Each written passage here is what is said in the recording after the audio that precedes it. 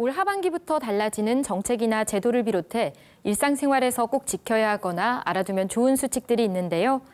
어떤 수칙을 어떻게 지켜야 할지, 또 기존과 달라진 부분은 무엇인지 함께 알려드립니다. 오늘의 키워드 이슈, 하반기 달라지는 정보입니다. 올해 초 발행된 부산 지역화폐인 동백전이 지난 4월까지 카드 사용 금액의 10%를 현금으로 돌려주는 캐시백 제도로 많은 관심을 받아왔는데요. 7월부터는 올 연말까지 사용 금액별로 캐시백을 차등 지급하는 방식으로 바뀝니다. 지난 4월 이후 5, 6월 두 달간은 지원 예산이 부족해지면서 충전 한도 50만 원에 결제액 6%만 현금으로 돌려주는 방식을 이어왔는데요. 이번 달부터는 사용 금액의 10만 원까지 현금 10%를 돌려받고 10만 원 초과 50만 원까지는 5%를 현금으로 돌려받는 구간별 캐시백으로 전환한다고 합니다. 이 점 참고하셔서 지역화폐 잘 이용하시길 바랍니다.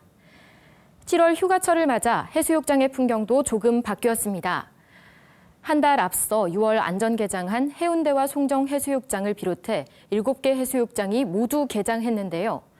부산 시민을 비롯해 많은 관광객이 찾는 곳이다 보니 지켜야 할 방역 수칙도 더욱 강화됐습니다. 먼저 해운대 내 파라솔 등 개인 차양 시설은 반드시 2m 이상 띄워서 설치해야 합니다. 또 상대방과의 접촉도 최대한 자제해야 하는데요. 물놀이 용품을 빌리거나 탈의시설을 이용할 때도 방문객 명부를 꼭 작성해야 합니다.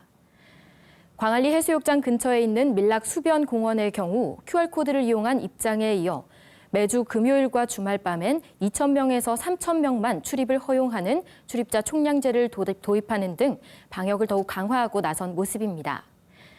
또 이달 30일부터는 테트라포드 등 추락 위험이 있는 항만 구역에서 낚시나 기념사진 촬영을 위해 올라서거나 들어가면 안 됩니다.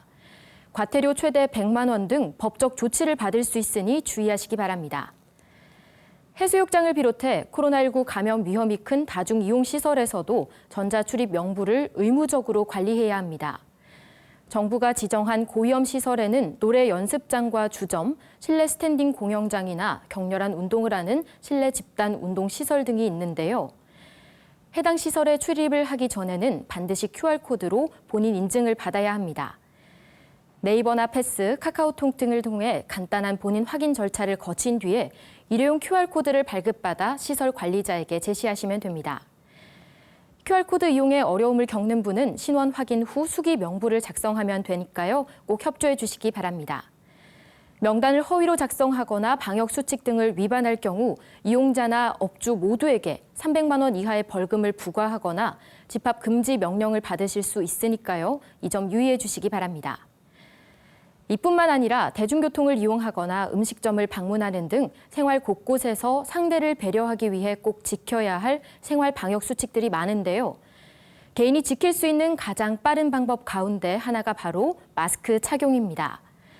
더워지는 여름, 보다 더 숨쉬기 편한 비말 마스크를 7월 1일인 어제부터 가까운 편의점에서 판매한다고 하니까요. 이 점 참고하셔서 올 하반기는 조금 더 안전하고 안녕한 부산이 되길 기대해 봅니다. 오늘의 키워드 이슈였습니다.